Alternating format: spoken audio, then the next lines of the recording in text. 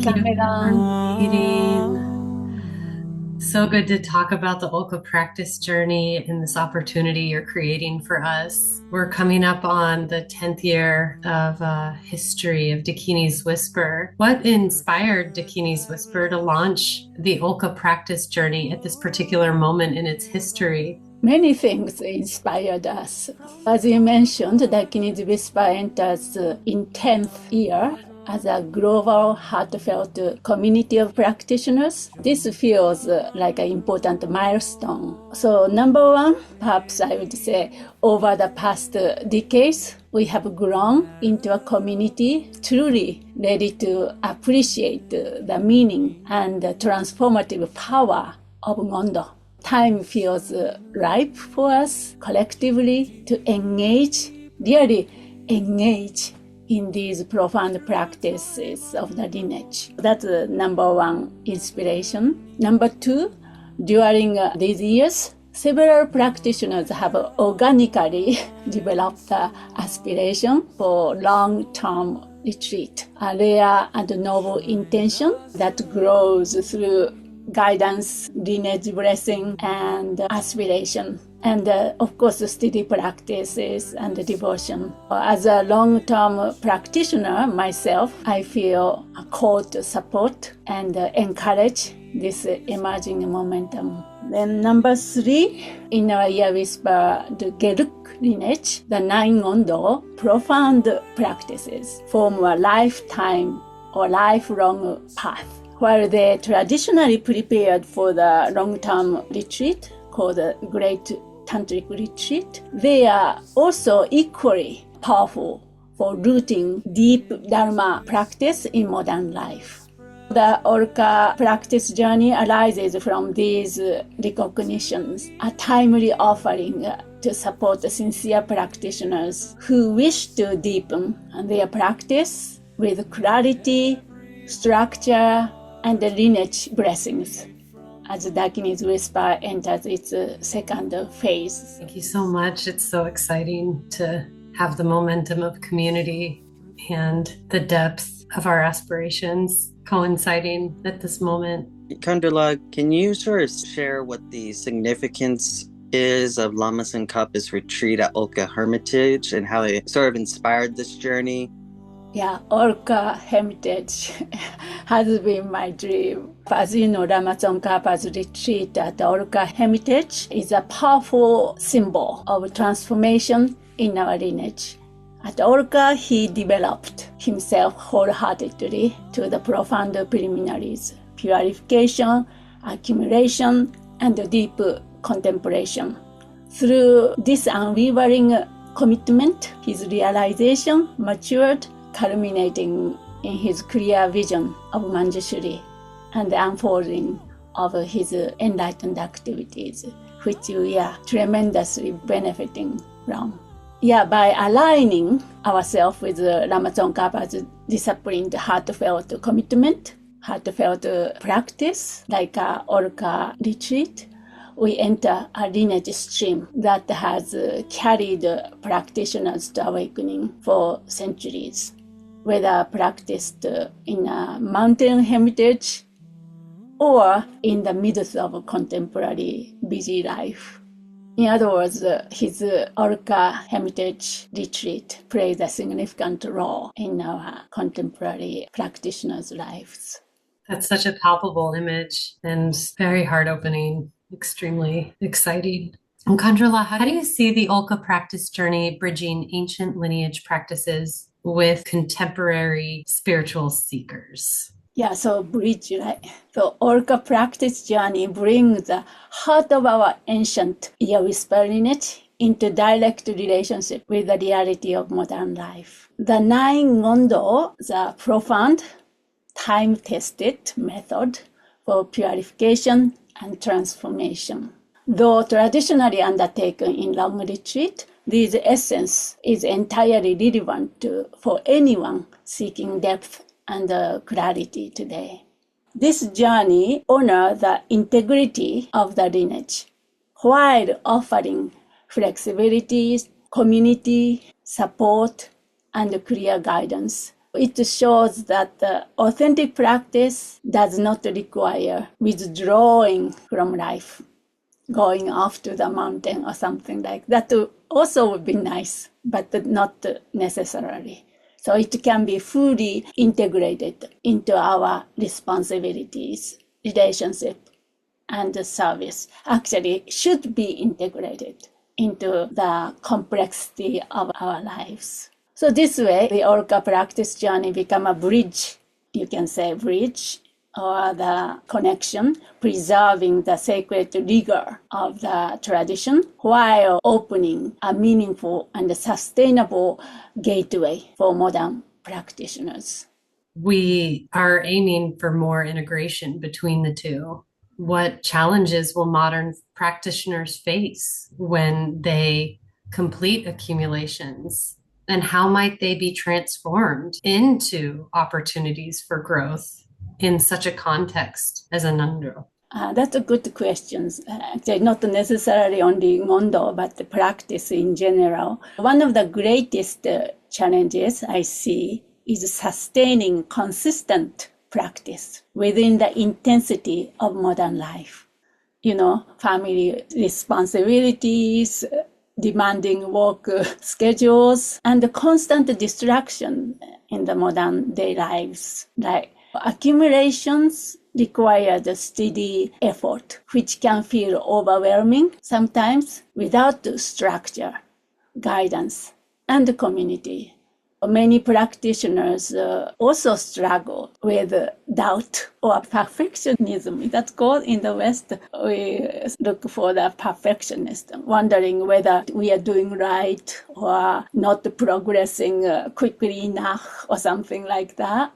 Yet these challenges can become powerful opportunities, as you may already have experienced. Meeting resistance with patience, cultivate resilience, spiritual resilience. Returning to practice after being pulled away deepens commitment. Do you have that experience? I do. So walking through doubt strengthens the trust in both the lineage and ourselves, our capacity. Through this process, accumulation don't just add up. They reshape us, they transform us, they integrate Dharma into the very fabric of our lives, moment by moment, just as practitioners throughout history have done. Khandro-la, and I think a lot of people get very anxious about the amount of accumulations, about, because 100,000 plus a 10%, remainder can be kind of overwhelming, I think, for modern people, and especially people who have a busy modern life. Could you talk a little bit about that as well? Yeah, there is no fixed pace, right? Each individual are different. What matters most is consistency. Even 100 per day or even 21 per day can do, if that's the best they can do for a particular day. So daily rhythm that gradually transforms the mind and deepens devotion. Once we dive in, I want you to experience the joy and the inspiration grow within you through doing it. Instead of me telling, I don't think I can convince you guys 100%. But if you have a 25% trust in this lineage, this practice, efficacy of this practice, then just jump in and see what comes up without thinking about, doubt or I cannot do this or fear and all these things come as a human being. But just try it, see what happens. That's my approach. That's actually a Tibetan approach. They just jump right in, see what unfolds. Nobody forcing you in a way. Once you start jumping in to the river, it's hard to come out. Right? If you know a little bit about how to swim, once you jump into the river, you start learning. Maybe might drink a few gulps of water, but then start learning how to swim. And then eventually enjoy swimming. Then leading onto this, I like this metaphor, ocean of awakening. The blessing of the river will lead us to the ocean of the awakening. Do you have any more recommendations, Khandro-la, about how to stay centered in ourselves as we move through such a extensive journey? Yeah, one of the most important qualities I see, or many of the important qualities, are sincerity, curiosity, keeping our heart open, like a childlike curiosity, what's going to happen, or a willingness to show up consistently. There is no need to be advanced, only open-hearted and genuinely interested in deepening your relationship with Dharma. So we have to ask to ourselves, right? Do we want to have a deep relationship with the Dharma in this lifetime? Because we're not going to lose anything. There's nothing to lose at the end, at the time of death, except delusion and negative karma by doing this. But there are so many activities in our lives, right? Regardlessly how many degrees we have, how many skills we developed, but at the end of the day, at the time of death, we cannot carry that to the next life. But this one, we will be able to. So nothing to lose. Anyway, steady aspiration to grow, transform all the patterns, and serve others. If we have that, then that provides a strong foundation to make this happen. Of course, for those who feel still hesitant, but then this is completely natural, I would say. Ngondro can look vast from the outside, but the journey, as I said, unfolds one session at a time. You are not doing this alone. The lineage support, community support, and my bigger guidance are all with you. The practice becomes manageable, even inspiring and fun when approached with humility and consistency rather than pressure or urgency. So that's the thing, we try not to bring ordinary this pressure or urgency or perfectionism into our practice. Right. So ultimately, this journey is less about completing a number. You said 100,000. Yes, we are trying to complete the number, but more about who you become through the process. Transformation can transform hesitation into confidence. Once we engage, confidence develops as the path reveals itself step by step.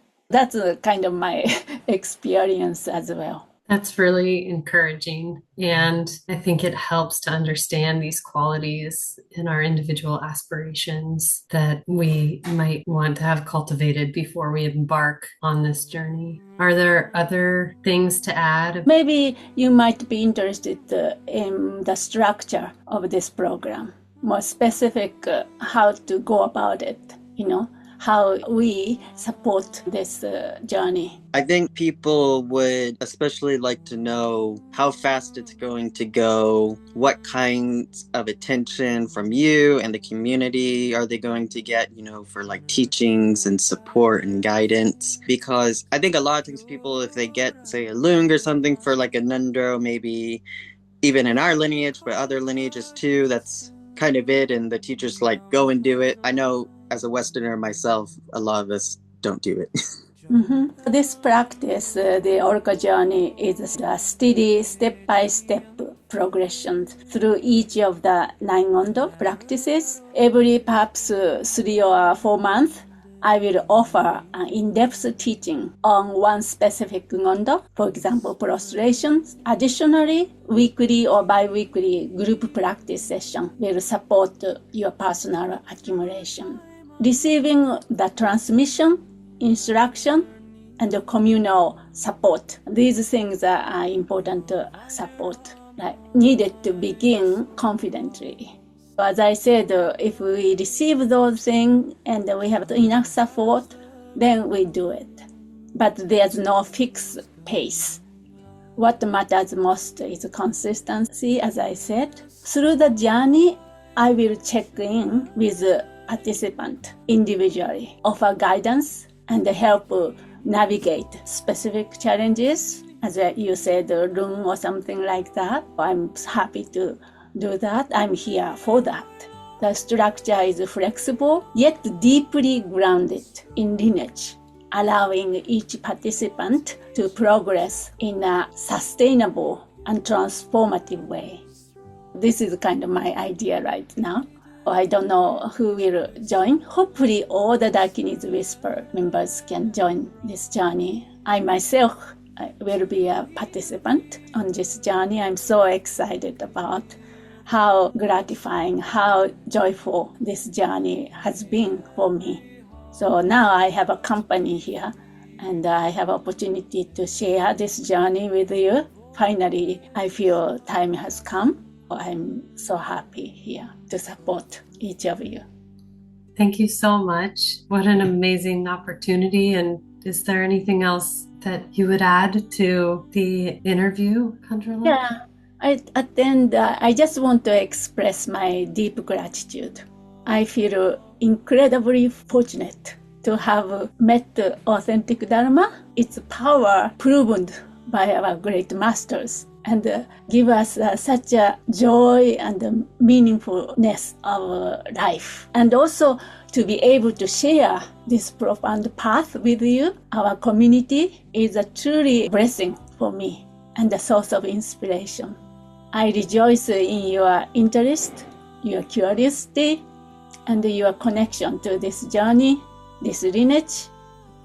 And my hope is that we can trust this path together, trust our capacity, follow it steadily, and complete whatever is most beneficial, not only for ourselves, but of course for all beings. As I said, we have nothing to lose except negative karma and confusion. Is it nice? I welcome everybody to join me on this journey. Thank you.